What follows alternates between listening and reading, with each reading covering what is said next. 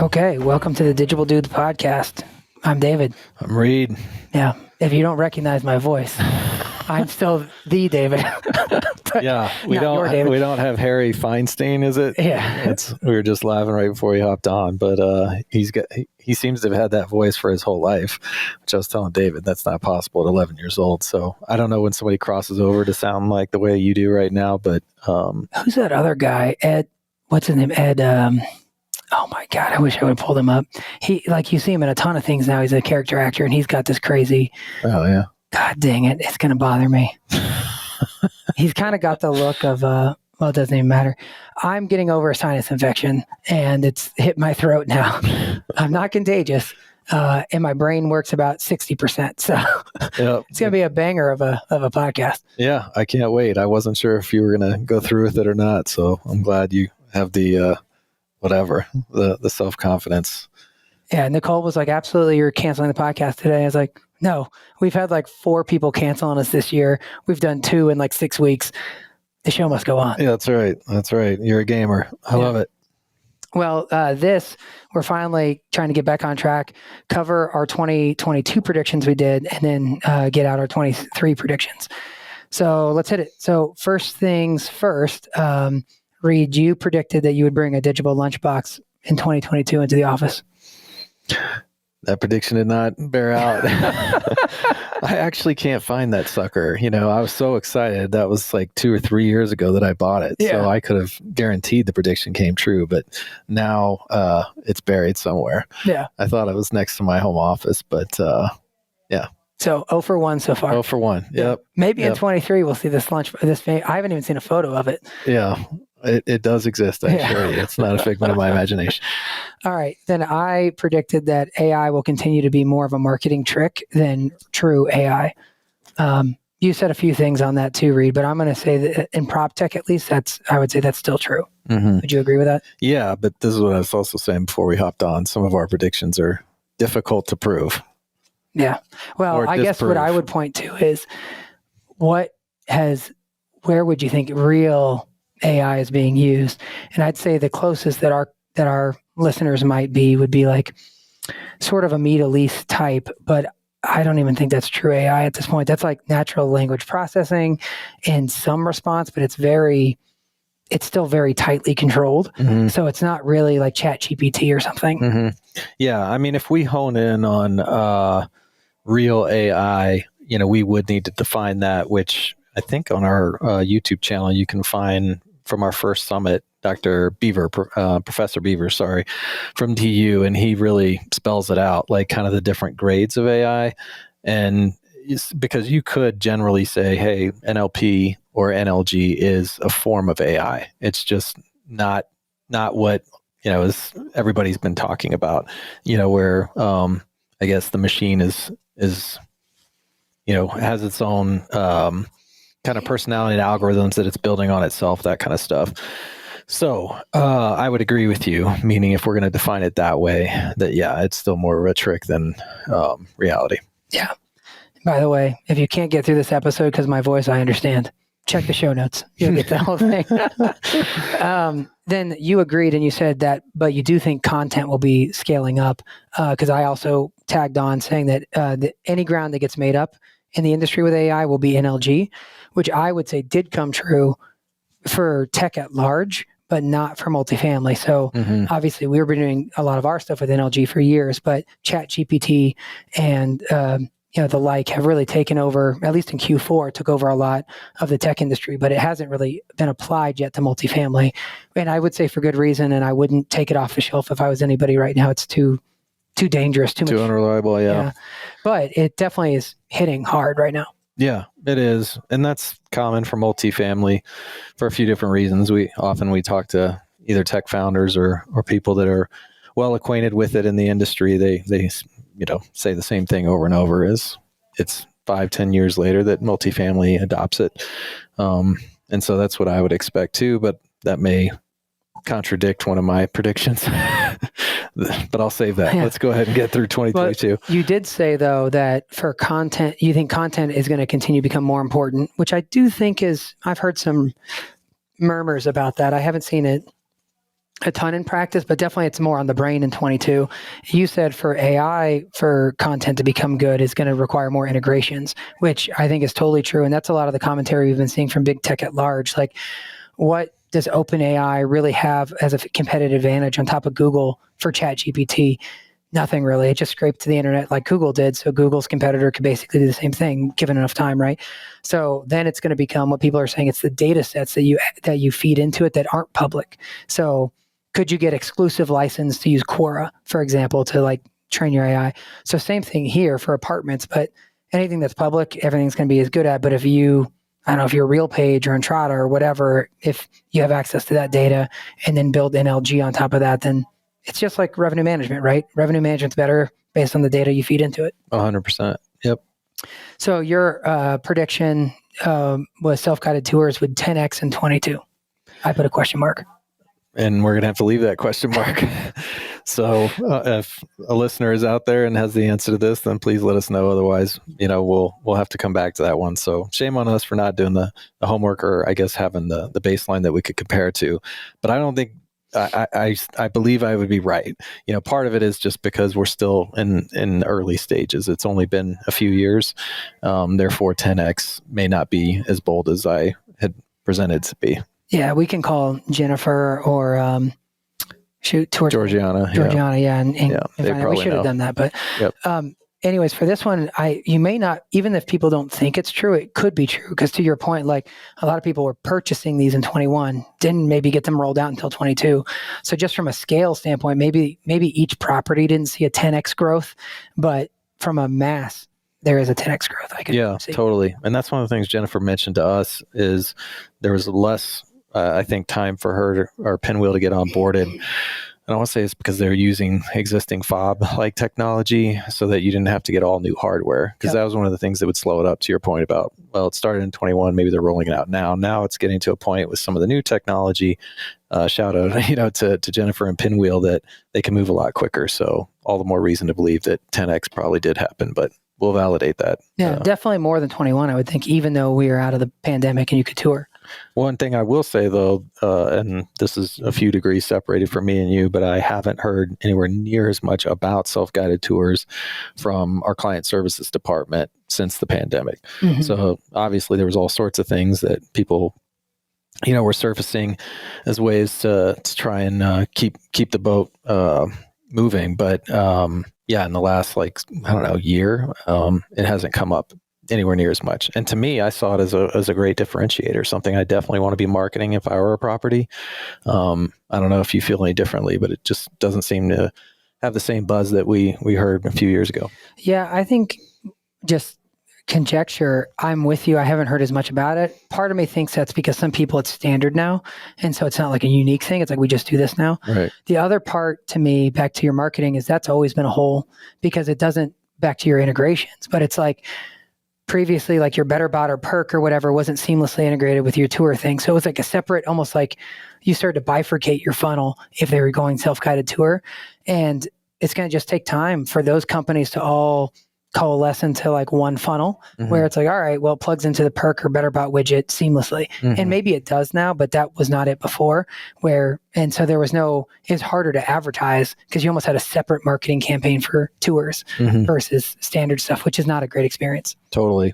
But I wouldn't say it, and not that smart technology has become table stakes, but it, in a way, I think, it's getting there if it isn't already, meaning with those A assets, or it's like, of course, you're going to have Nest, or of course, you're going to have some sort of, whether it's Google or Amazon, like functionality built into the home. It doesn't seem like we're quite there yet with self-guided tours, but where, developers are like, that's a no-brainer. That has to be there. So I agree that maybe it's lost its luster, isn't quite the talk that it was a couple of years ago, both because of the pandemic and because it's become more accepted. But I don't think it's caught up, to, I'll just say, the general kind of smart technology movement that we're seeing in the industry. Yeah, it's interesting because a lot of the single family homes are definitely like maybe more into self-guided than multifamily at this point, because mm-hmm. you don't have someone there on staff. And, we had talked about this during the pandemic, but there was you had to have it because you had no other way to show apartments basically then for many. And now that it's reverted where now people have opened back up and they'll go tour. It feels like less of a hot button need, but from a long-term consumer standpoint, it's definitely going to be an expectation over the next 10 years, right? So it's just how quickly do you decide to get there? But I think one of the arguments we heard, not arguments, but benefits that both Georgiana and Jennifer had expressed was that conversion rates were better on leases. So it wasn't just about, the flexibility, of being able to take a tour, not just 9 to 5, but remember at least one or if both of them were offering out of hours, or off hours, but that they actually were seeing better conversions. And if that's the case, then, and you're an operator, why in the world wouldn't you? Yeah. Yeah. I think about my own experience. Like we've been thinking about getting a second car since it's hard now with one, with a kid. And I knew that moment was coming. I don't want to, I'm resistant, but we've been so resistant to even look at cars because we don't want to get hounded by the salesperson. But if I could just go to Volvo and take a test drive without talking to anybody, I may have already bought one, but it's like, I don't want to talk to somebody. So I'm putting it off as long as possible. So they might think that it's not helping conversions because, once he gets in the front of a sales rep, he buys one. It's like, well, I would have bought it 6 months earlier, if I could have just gone. Totally. And I'm going to have my defenses up when I go now and talk to somebody. Yep. Okay. You also then said marketers will be prioritizing GMB or GBP more as it is their front door, more than their front door than their website now. Well, I feel like we can on our own validate that based on the trends we're seeing. So through our partnerships and obviously our direct customer base, this, I'll say, service/product has taken off. So I think that one has definitely come true. I put it green. Yeah. It made, correct. All right. Hooray. Where's the soundboard? Oh, give me the drop. Thank you. You're welcome. Missed that. Totally. Okay. So then I said the ILS would be adding more ad hoc products to expand revenue. Again, I feel like we can say that's and that one just look no further than rent, right? Yeah. Yep. And you said one of the biggest blockers, this is more some of your commentary on it, would be, however, that they will learn how expensive it is to build out like an ad agency side of their business. And so you were just sort of talking about how traditional media went through this previously, and now they're going to start to feel it. And I would say, from some of our off the record conversations with different ILS people, that's kind of what they're feeling right now. Yep. It's a painful lesson, but, and most interesting will be, what do they do about it? Do they just kind of grin and bear it and say, this is our new world? Or do they innovate and try and find other products or services that aren't kind of standard with most agencies, which is where we've started ahead, obviously. And it's paid big dividends, no pun intended. This is funny because, it's so parallel to the big tech right now with all the layoffs that are happening. So, not to get too deep, but hopefully you'll see the connection here. These ILSs have terrific margins on a customer basis.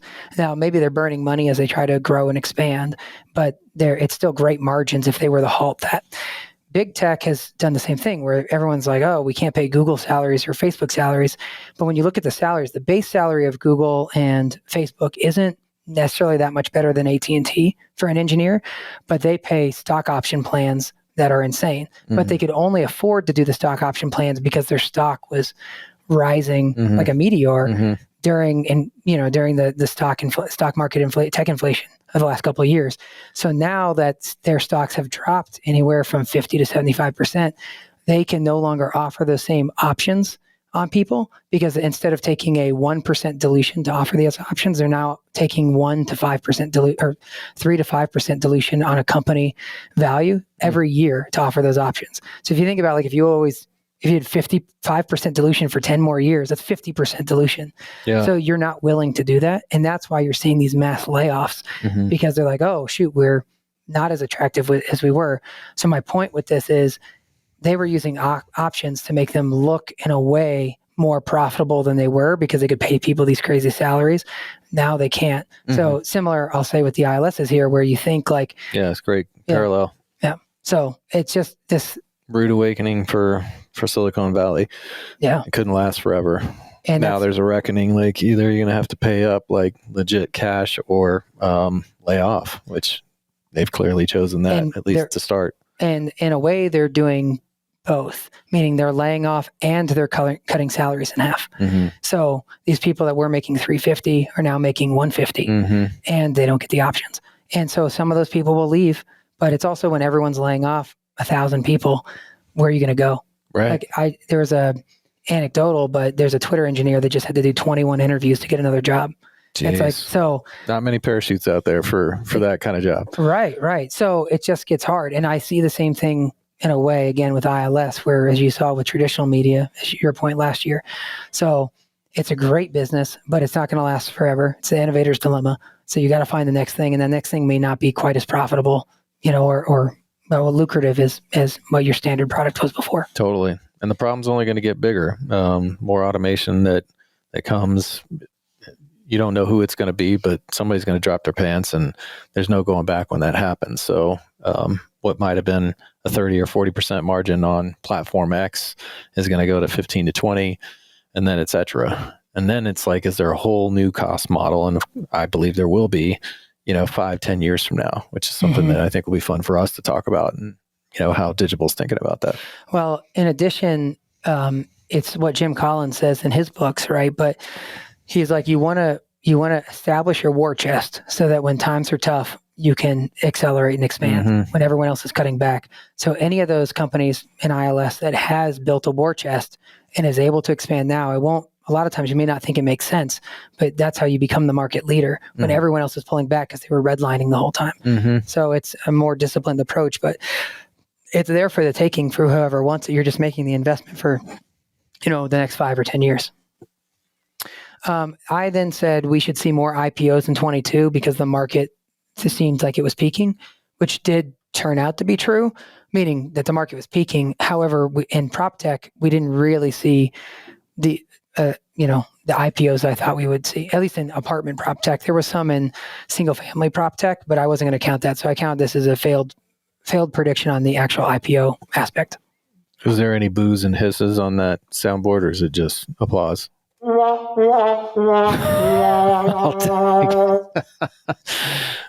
All right. Now you did put in here, you wanted to predict that ILSs would lose half of their advertisers, but you didn't actually go and make that prediction. You said, I want to. and let me just qualify that one bit more here. I would say I was tempted.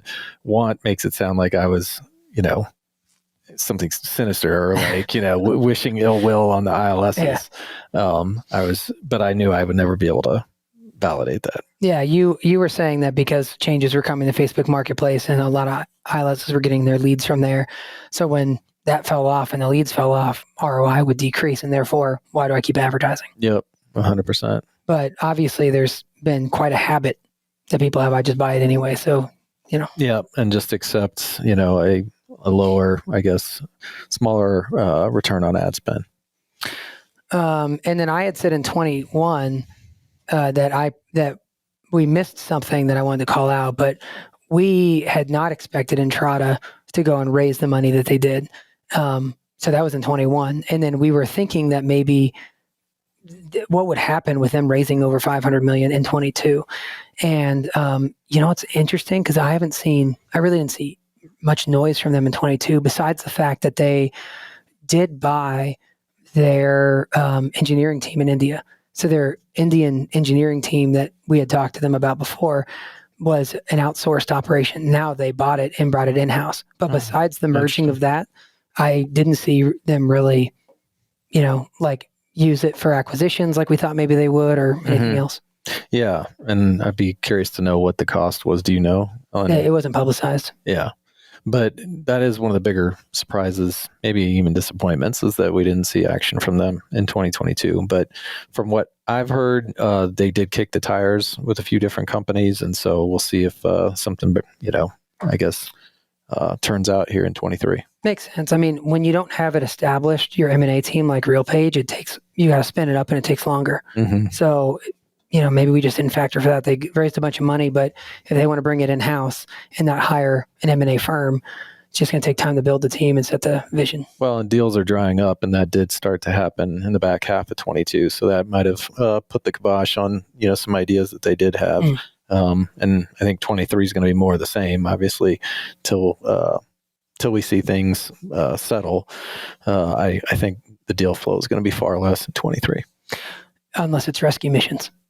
There'll be some of those. I'm not saying no deals, because obviously, the rich can get richer in moments like this, so to speak, even with buying companies. So there'll definitely be M&A, but generally speaking, I think the deal flow is going to be a lot slower in 23. Okay.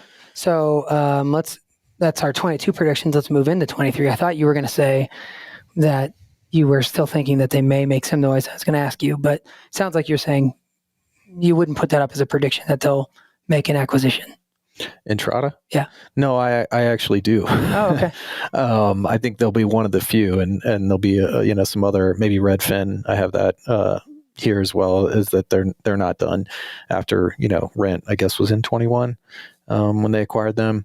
But I couldn't tell you, and it probably is specific even within industry, whether deal flow increases or decreases, in climates like this. I think typically it decreases, but, if there's a lot of rescue missions to be had with good, solid companies that just didn't have enough time, enough runway to really, get there, then they could get picked off left and right, right, or picked up.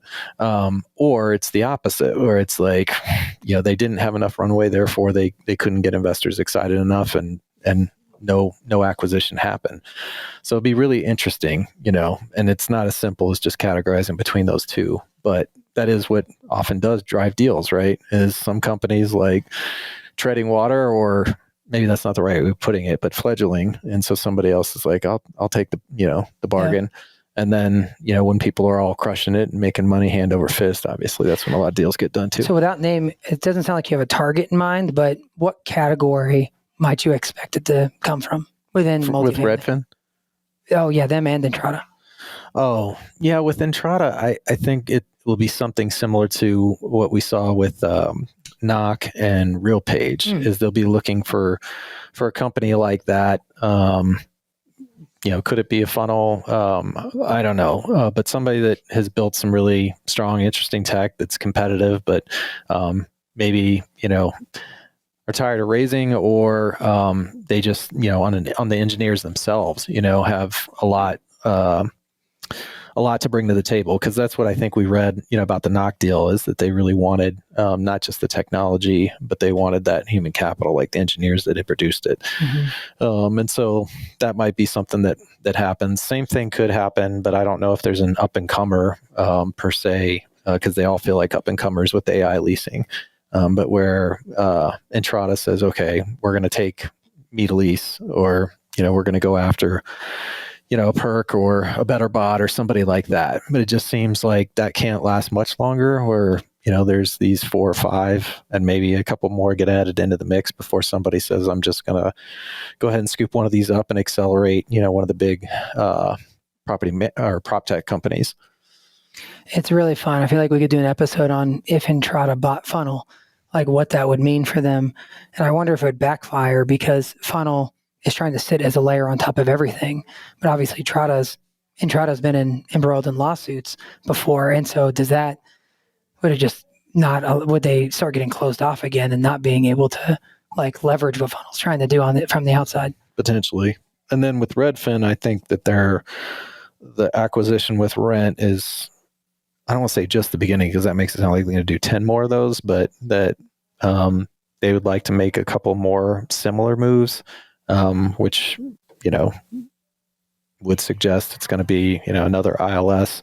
I don't think we all know it's not going to be Costar, but you can think about some of those, either call them secondary, tertiary companies that they might be interested in, to see if they can't just keep building, share, like audience. That model still exists, obviously, and some seem more committed to it than others, as far as how concerned they are with cash flow, EBITDA picture, the financial health, versus you have a customer base of 10,000. That's what I want, and I'll figure it out. Well, let me use that as a way to move into a Costar acquisition prediction. But Redfin, earlier had taken a big stock hit. We saw last year, I remember. I don't remember what it's at now, but Zillow was still way valued, more valued than Redfin at the time on the same metric. So it was like underperforming, basically. Redfin and Zillow was overperforming. But it's interesting to me about this crossover where you're seeing these single family targets like Zillow and Redfin wanted to move in to multifamily, and then multifamily is all trying to get out. So it's like, is this really the right strategy? Because it doesn't seem to be working well for either of them yet. So it's like you got to be willing to like lose for years. Yep. But Costar, I looked it up, and they have $5 billion of cash on hand. And so you and I have talked about this, but what do you do when you start having that kind of cash on hand? Do you hold it? That maybe in tough times that this is good. This is that war chest. But now that they have this war chest, do you just sit on it when prices are low? Or do you go and start spending it? And Costar, we've seen, has been willing to spend even in the high market. So to me, I think they're just going to keep on spending. So I think they're going to continue to move into single family and leave, not lose interest, but just let multifamily be as it is.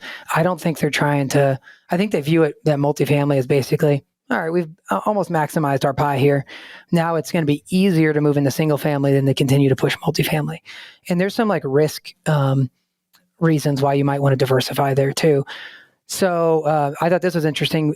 In Q3 of 22, they were, even in multifamily without innovation, they were already up 12% year over year in Q3. Jeez. On the massive number that they already have. That's significant. Double-digit growth is at that, yeah. Yeah. And so I did find a rumor that Costar is in talks to purchase Move Inc., which is actually Realtor.com. So if they buy Realtor.com, it's kind of like the reverse of Redfin. And the rumored price is that they're looking around like $3 billion. I think this is super interesting because who else then might be like, hey, hold on, we don't want this to happen. And it's like, Zillow is one of those that come to mind to me, right? Like, and Zillow had looked at Realtor.com back in the day, but didn't move on it because it was too much dilution. And when I pulled the market caps, when I pulled this a few weeks ago before we got to record this, the market cap of Costar was at 31 billion, and the market cap of Zillow was 10 billion. So if you look at it, if Zillow tried to compete, if that number is correct, they're giving up 30% of the company or so, right? Versus Costar is giving up 10% of the company to get a major competitor to Zillow, right?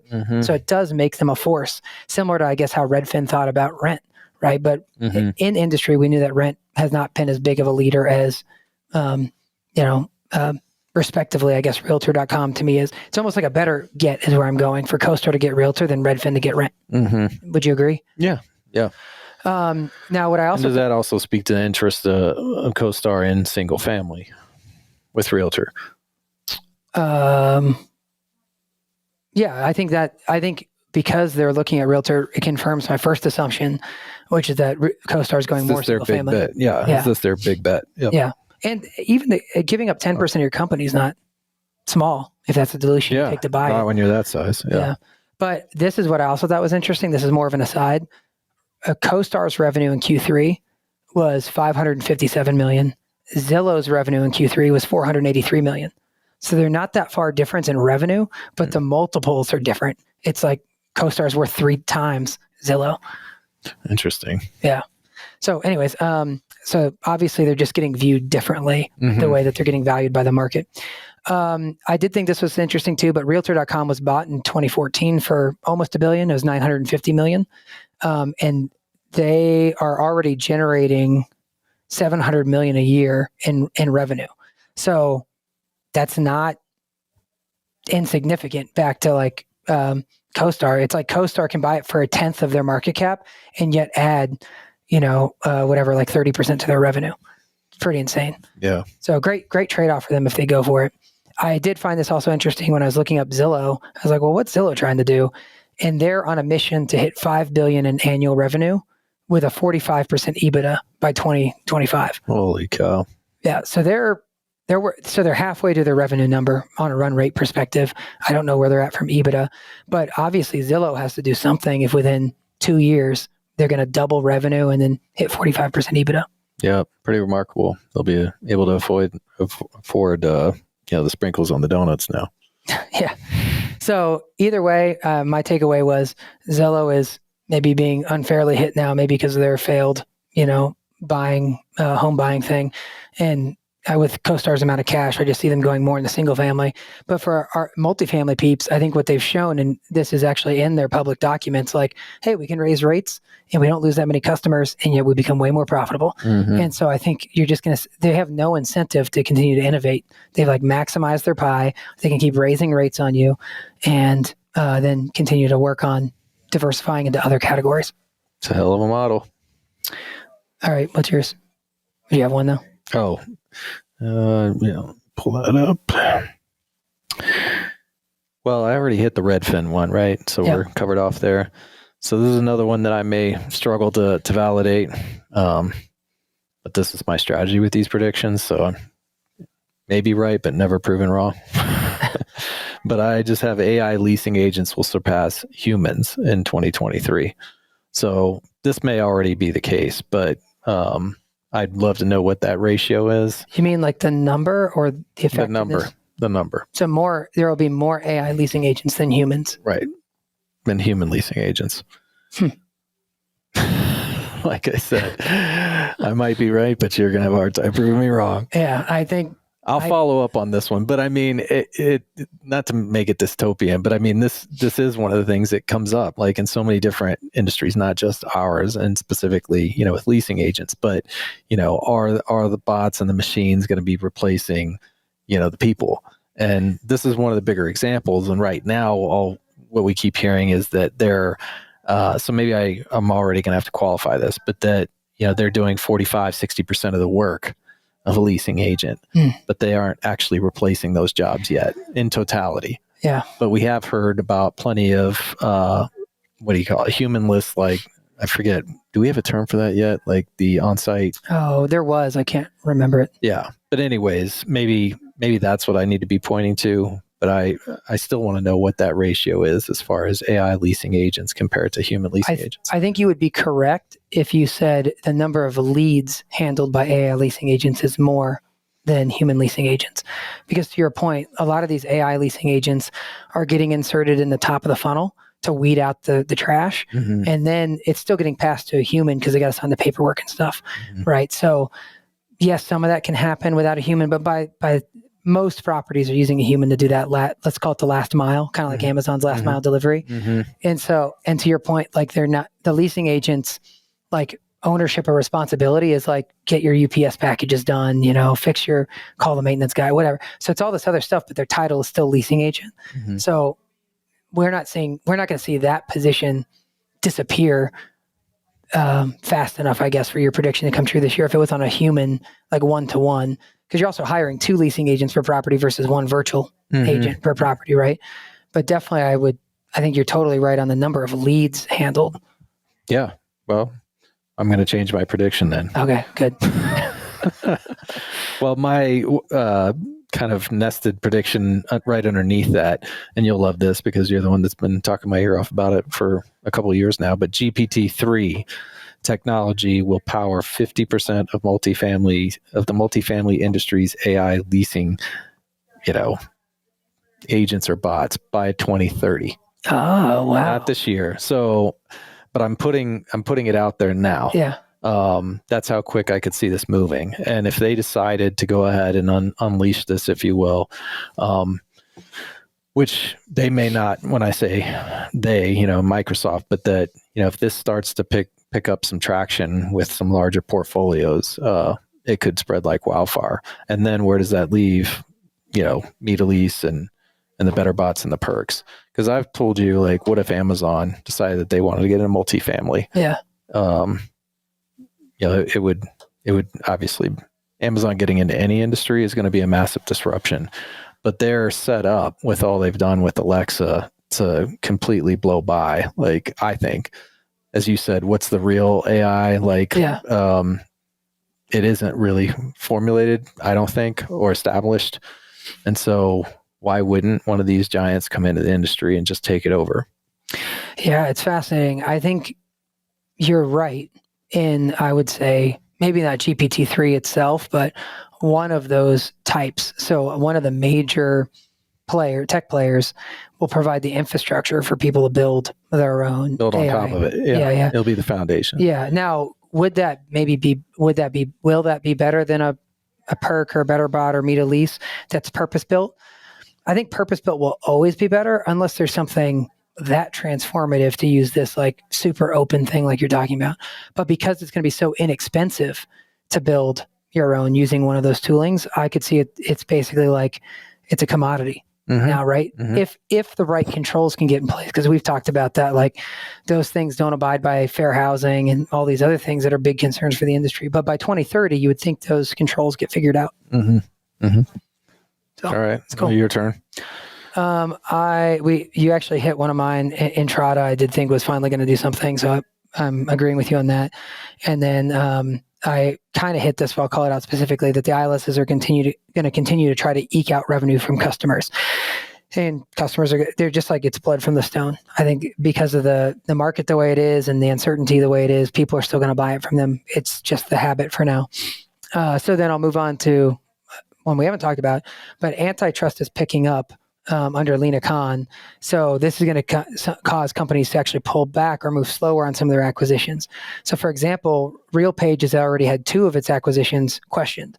And so that to me, even though they've got the bankroll, and now they have the super recent lawsuit about price setting with revenue management, they've got to be a little gun shy, right? Like if you have this one big lawsuit here, do you want to submit another application to buy something else? I think you want to try to finish one up before you start another. Otherwise, I don't know enough about this. I'd have to ask Jim, our attorney, but that just seems like it would add fuel to the fire. Like, oh, now you're going to go buy this. So yeah, I just feel like RealPage is going to be forced to temper. And then to me, this means that any of the big players will probably have to pick their battles. Like they can't just assume anything's going to get through. So they're going to have to say like, all right, we get to make one big bet a year. And then maybe we could get these small ones through, no problem. But even Facebook got questioned on a gaming company for VR that they bought.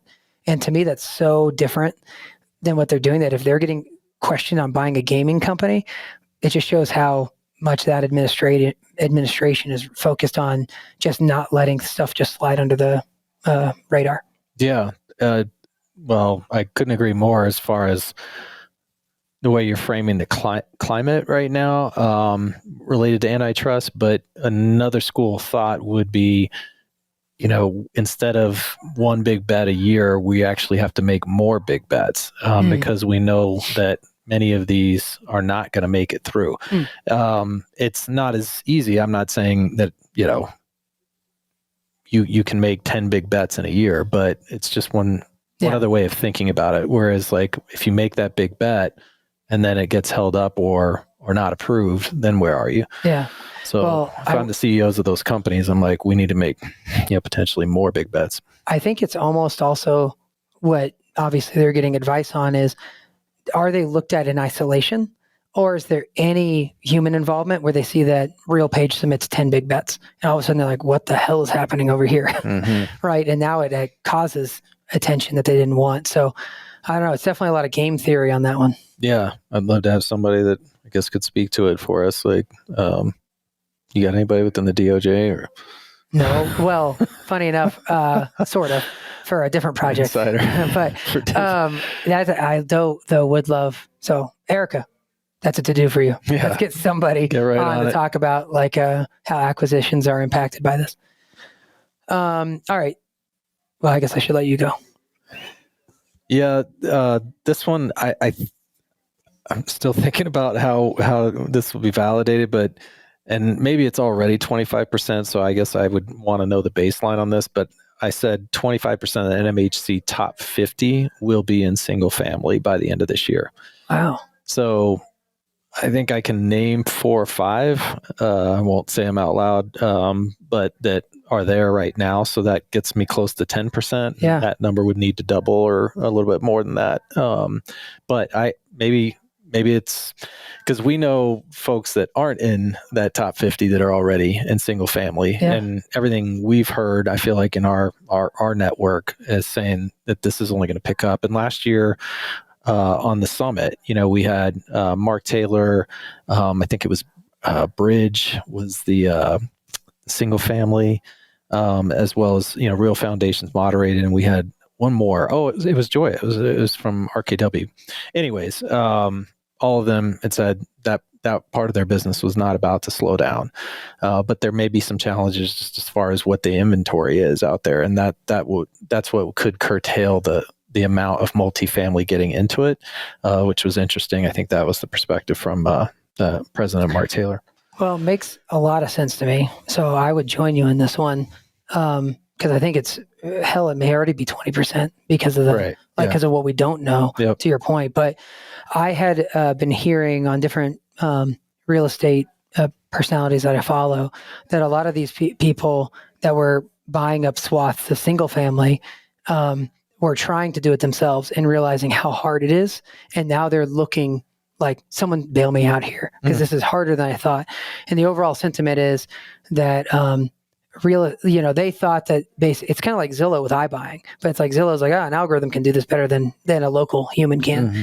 And that's basically what these folks are coming to is like, shoot, we had an algorithm that bought these homes, but now we didn't realize like how much like upside down we're going to be because we don't know the market and we were wrong about it. And also just the infrastructure managing, blah, blah, blah. So now they're scrambling to find people to take it over and they'll just own the asset. But now they're going to, basically cut their profits because it's going to cost more than they thought it was going to cost to manage it. Yeah. So makes a lot of sense. So that's a good one. Cool.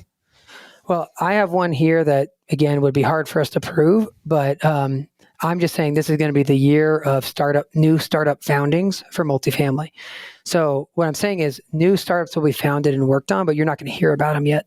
So if you think about all these layoffs that are happening, all these people like from Twitter, does that Facebook, include Adam Google, Newman or? Well, he had a big announcement about his. Oh, did he? God, he did there was a private interview he did for Andreessen Horowitz back in the fall that they just released publicly about what he's doing with his startup. And it's it doesn't make any sense. It's basically, I'm buying apartment buildings and I'm going to the people that live there are going to fractionally own it. And it's okay, whatever. Good luck. So that's a whole nother episode. But anyway, so people are going to start new companies, but we won't hear about them. Some of this will be from people coming from the outside in, like what the Meet a Lease founder did. But some of this will be from folks in this industry that are like, fine, I'm ready to do my own thing. I see an opportunity. And a couple of those opportunities that are here is one, rev management. Makes sense to me with a RealPage lawsuit. If you had a product ready to go, you could jump in there and be like, hey, use me, I'm safe. Mm-hmm. We've covered off here. Don't you want to stay out of this lawsuit? Get your name away from it, right? Mm-hmm. And so we know I forgot his name all of a sudden, but the guy over at Beacon that founded he should be going hard right now, on his product. But I think there are going to be there's opportunity for others to come in and do that too. Then, as you mentioned, CRM with Knock being snapped up and with Funnel really focusing on enterprise only sales and not. You can't buy it unless you're doing the whole portfolio. There's room to me for another CRM to start. And obviously we know we've had a couple of them on this podcast, but I think there's still opportunity there to come in and do it, to be another one. And then, who would you see them serving? Is it Hemlane that we met years and years ago?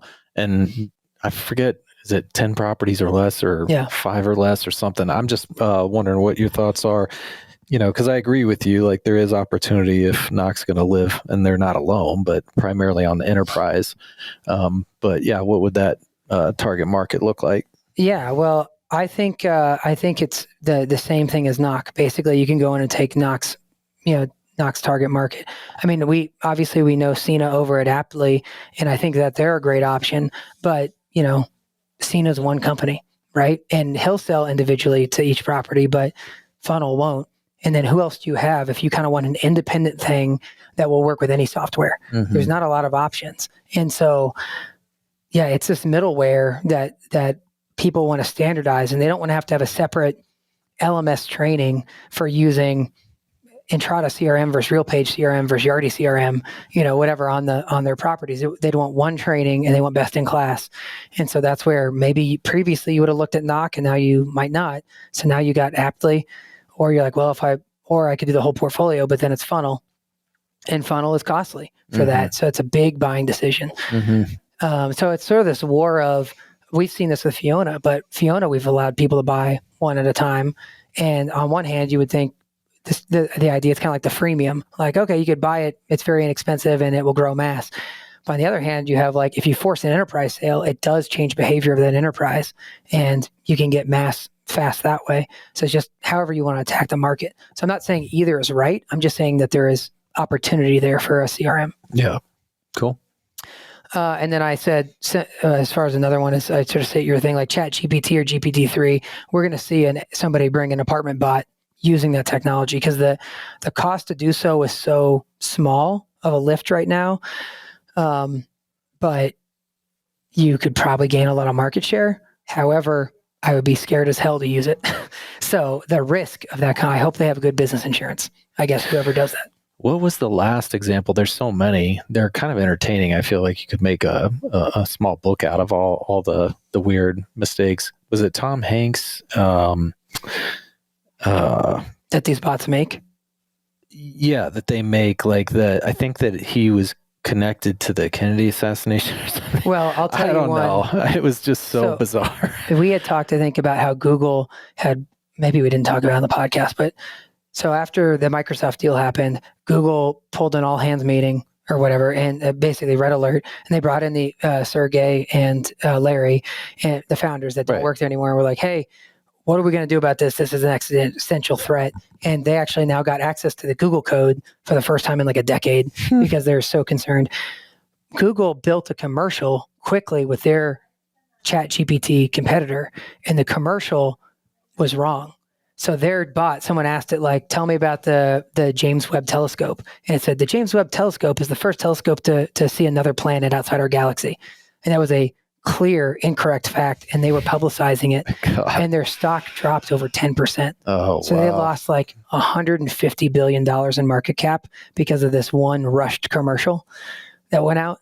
And it was like, I mean, how big of a blunder, but it also shows you how freaked out they are. It's the Jim Collins thing where it's like, don't pay attention to your competitor, pay attention to your own stuff. Mm-hmm. They clearly looked at their competitor or what could be. And I'm not saying they shouldn't, not saying they shouldn't look at it at all, but now they were like, we got to keep our ego in check and let the market feel. And instead, the market wouldn't have dropped 150 billion in value because they didn't do a Chat GPT competitor last week, but because they put one out that was terrible, it took the hit. So it's worse to move fast in this case. Yeah. And it reminds me of the whole Speed of Trust book that we all read last year, but just debits and withdrawals. It's no different when it comes to stock. It's like they could get 10 right and release that, and they wouldn't probably see their market cap change almost at all. Dude. If they got it right the first time. But now they took out this huge withdrawal. They have a bunch of egg on their face.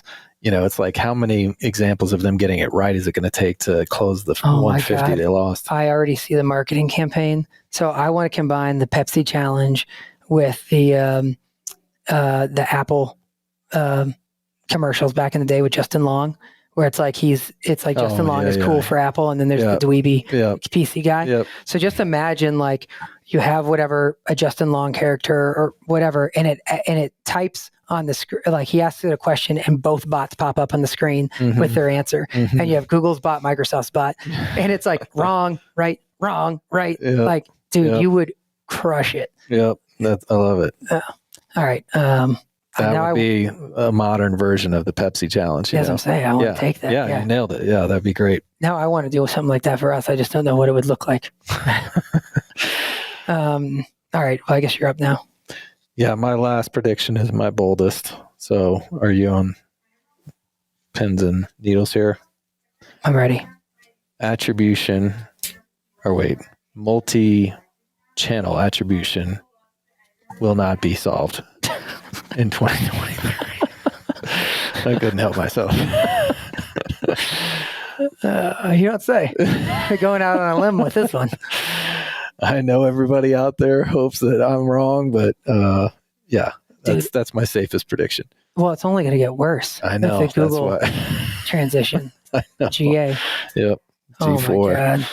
Well, I thought it might be fun to end this with, and we got to wrap up here in just a second, but do you have any bold Digible predictions that you're willing to share? Not that I'm willing to share. Okay. Wink, wink. Okay. Yeah. I have one. Many know this, but we're really proud of the Fiona product, but it hasn't found its footing the way we've wanted it to. And a lot of that I'll put on myself here, but I personally haven't put a lot of focus on Fiona in the last 3 years while we were building the company and getting the company into the great place it's in today. But now we've reorged a lot of the company, and my role is I'm going to put a lot more focus on product this year. Now I'm having to pick my spots. So like websites is one of those spots I'm putting a lot of attention to. And Fiona, the traditional Fiona product, is something I'm spending a lot of time on too. So I think by Q4, I'll say it's going to start to find its footing about what it's going to look like for the next 3 years. Doesn't mean it's changing for the clients that have it today. I just think I think we've had a lot of the messaging has been incorrect. Our positioning has been wrong. Just the way we're packaging it up. It's got a ton of great value there. We've just let it burn for a while. So I'm saying in Q4, it'll find its footing. I hope you're right. Oh, come on. It'll be right. All right. Anything else? No, I think it's solid. It's going to be, we're already in mid-February, but still lots of time left in the year for some of the stuff to play out. So it's going to be fun. Well, if you made it through this episode with my weak ass voice and you are passionate about any of the things that we predicted and you want to come on and talk about it, then just email hello@digible.com and we'll get a time for you to be on the podcast, and you can either debate us or, like I said, just spew passionately about your opinion that you agree with. But for now, we're out of here. Thanks, Reid. Yep.